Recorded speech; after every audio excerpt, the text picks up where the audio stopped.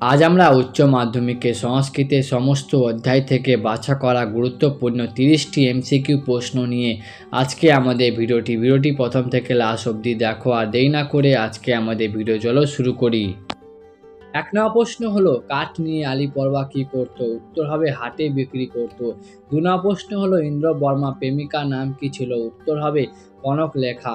3 নম্বর প্রশ্ন হলো, রাজা নলের পিতার নাম কি ছিল? উত্তর হবে বীর সেন। 4 নম্বর প্রশ্ন হলো, গঙ্গা স্তবমের রচয়িতা হলেন? উত্তর হবে শ্রী শঙ্করাচার্য। 5 নম্বর প্রশ্ন হলো, গীত গোবিন্দে গীতা কাব্যে কতগুলি গীতা আছে? উত্তর হবে 24টি গীতা আছে। 6 নম্বর প্রশ্ন হলো, আলী পরবা কটি গাধা ছিল? উত্তর হবে 3টি গাধা ছিল।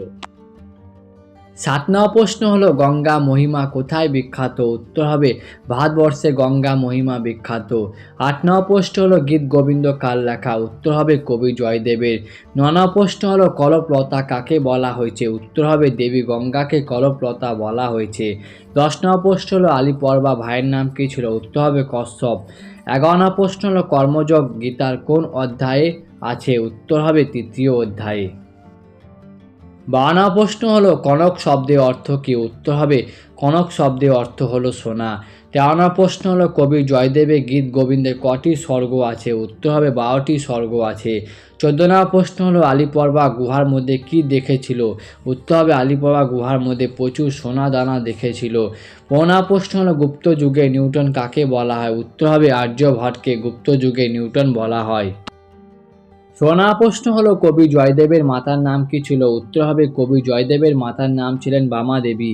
17 নম্বর প্রশ্ন হলো, ষোড়শ সিদ্ধান্ত রচনা করেন কে? উত্তর হবে বিরাহ মিহির।